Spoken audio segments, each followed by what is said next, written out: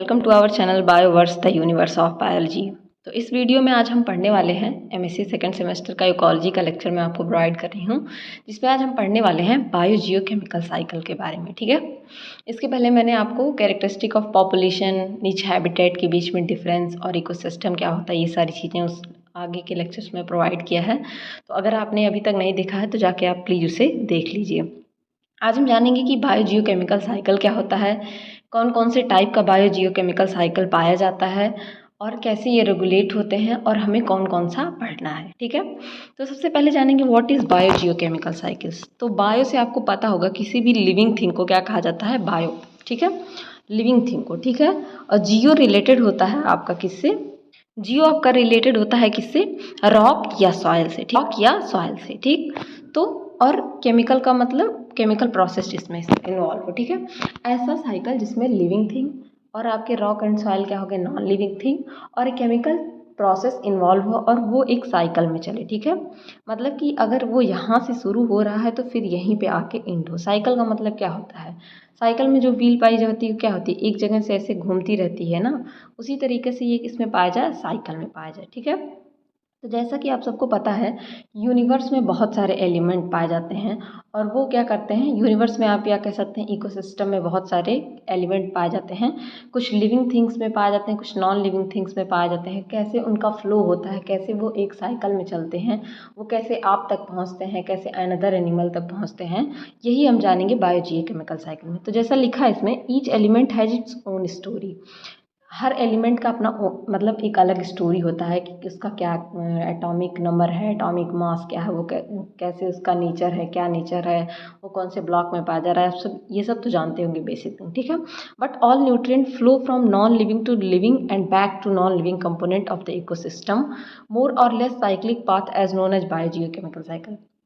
इसमें ये बोल रहा है कि जैसा आप सबको पता है कि हर न्यूट्रिएंट का क्या होता है, अपना एक क्या होता है, स्टोरी होता है। लेकिन हर न्यूट्रिएंट का जो फ्लो होता है, यानी कि वो जैसे फ्लो में चलता है, वो कैसे चलता है, वो नॉन लिविंग से लिविंग की तरफ, फिर लिविंग से नॉन लिविंग की तरफ, मतलब वो एक साइकिल में फ्लो करता रहता है। लेस और मोर और लेस एक साइक्लिक पाथ का, नॉन लिविंग से लिविंग के पास जाएगा, लिविंग से फिर नॉन लिविंग के पास। जैसा कि आप सबको पता होगा कि हम लोग क्या करते हैं, फूड खाते हैं, फूड चेन आप जानते हैं, फूड खाते हैं और प्रोड्यूसर को गया, कंज्यूमर को गया, उसका डिकम्पोजर, डिकम्पोजर से फिर वो कहाँ गया, आपके एटमॉस्फेयर में आ गया। एटमॉस्फेयर से फिर वो आप उसको क्या करते हैं, थ्रू एटमॉस्फेयर से उसे फिर आप ले लेते हैं। ठीक है, जैसे मान लीजिए नाइट्रोजन है। ठीक है, नाइट्रोजन प्लांट ने फिक्स किया, ठीक है, फिक्स करके प्रोड्यूस किया फूड को, फूड को आपने खाया, फिर आपका फीकस डिकम्पोज हुआ, फिर वो नेचर में चला गया। इस तरीके से क्या करता है, ये सारी चीज़ें एक साइक्लिक मैनर में चलती हैं और लिविंग और नॉन लिविंग के बीच में एक केमिकल प्रोसेस चलता है, तो इसलिए इसे क्या कहते हैं, बायोजियोकेमिकल साइकिल कहते हैं। ठीक है,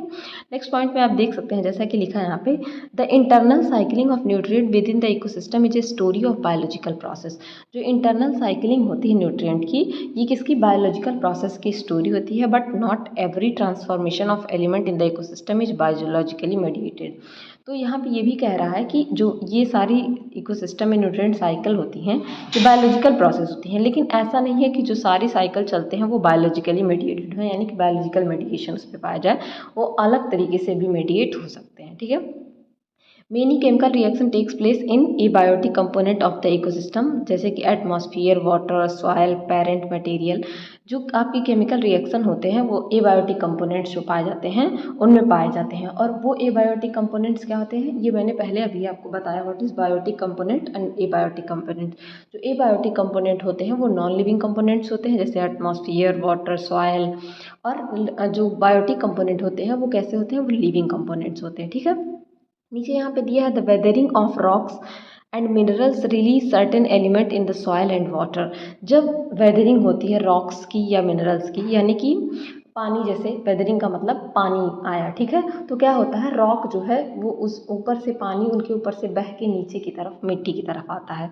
तो उनमें जो वेदर, जो रॉक्स में या जो रॉक्स में पत्थरों पे, चट्टानों से पानी गिर रहा है और नीचे की तरफ आ रहा है मिट्टी की तरफ, ठीक है, ऊपर से बह के नीचे की तरफ, तो उनमें कुछ एलिमेंट पाए जाते हैं जो, तो जब वेदरिंग होगी तो वो उसके साथ बह के नीचे आ जाएंगे। ठीक है, making them available for Uptake by plant. जब वो सॉयल में मिल जाएंगे, वेदरिंग हुई, पानी बरसा या हवा चली या कुछ भी वेदरिंग हुआ, ठीक है, तो वो क्या होगा, वो उसके साथ मिलकर मिट्टी के पास पहुंच जाएगा और मिट्टी क्या करेगी, प्लांट के अपटेक में उसको यूज़ कर लेगी। ठीक है। The energy from lightning produces small amount of ammonia.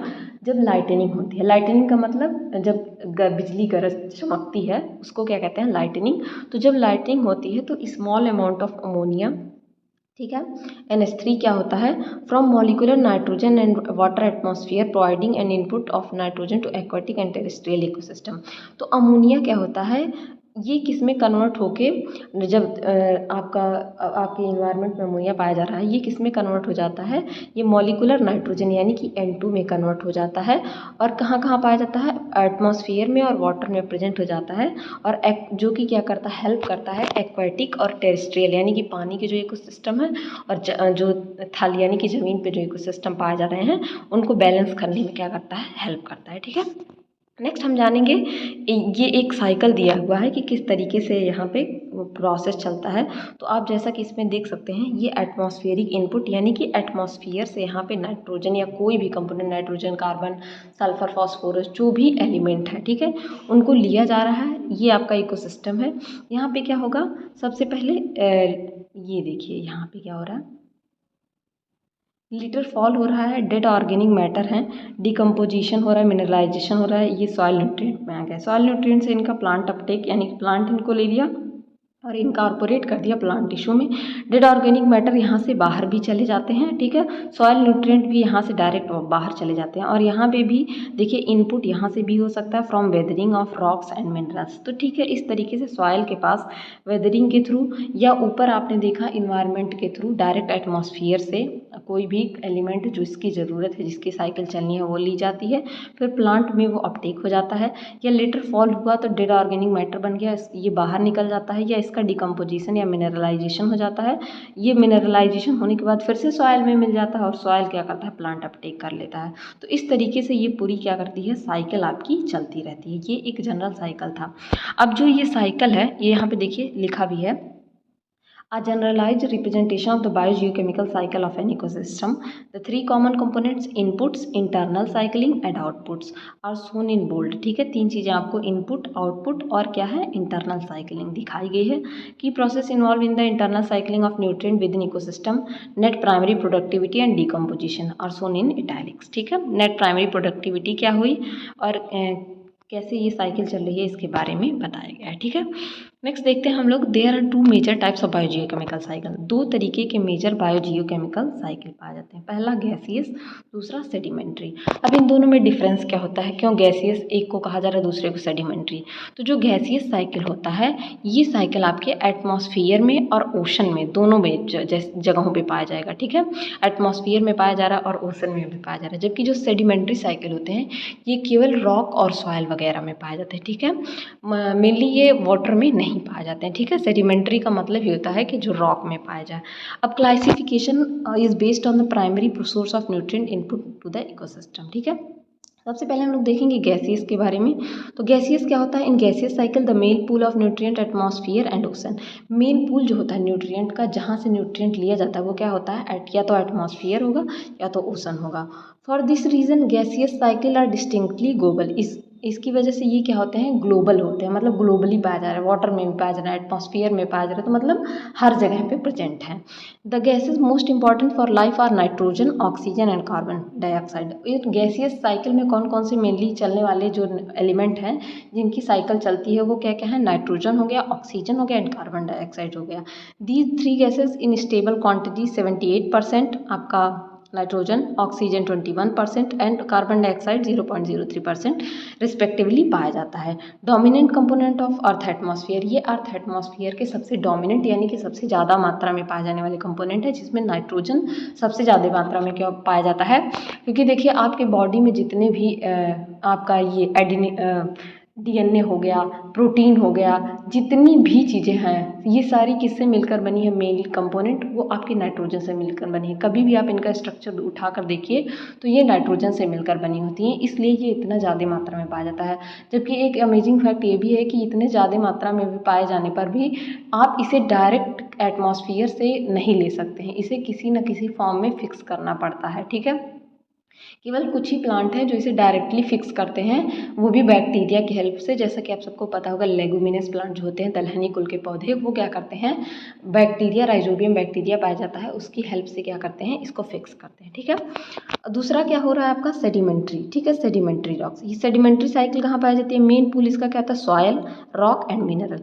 ये सॉयल, रॉक और मिनरल में पाए जाते हैं। The mineral element required by living organism come initially from inorganic source. ये मेनली कहाँ से आता है, इनऑर्गेनिक सोर्स से आता है। Available forms occur as a salt dissolve in soil water और लेक्स, स्ट्रीम्स एंड सीज। ये अवेलेबल कैसे होते हैं, किस फॉर्म में, जैसे कि सॉल्ट डिजॉल्व हो गया आपके साल्ट वाटर में या लेक में, स्ट्रीम में या सी में, तो आप वहाँ से आपको क्या मिल जाएगा, सोडियम मिल जाएगा, क्लोराइड मिल जाएगा, इस तरीके से। The mineral cycle varies from one element to another. इनमें मिनरल साइकिल क्या होता है, वेरी करता है एक एलिमेंट से दूसरे एलिमेंट में। ये इसेंशियली दो फेज में होते हैं, एक रॉक फेज, दूसरा सॉल्ट सोल्यूशन फेज। ठीक है, दो फेज में होते हैं, rock phase and salt solution phase. ठीक। और यहाँ पे बात की जाए तो there are many different kinds of sedimentary cycle पाए जाते हैं। साइकिल जैसे कि सल्फर साइकिल, ये हाइब्रिड होता है गैसियस और सेडिमेंट्री साइकिल के बीच में, क्योंकि ये major pool in earth crust as well as in atmosphere. ये अर्थ क्रस्ट में भी पाया जाता है और एटमॉस्फेयर में भी पाया जाता है।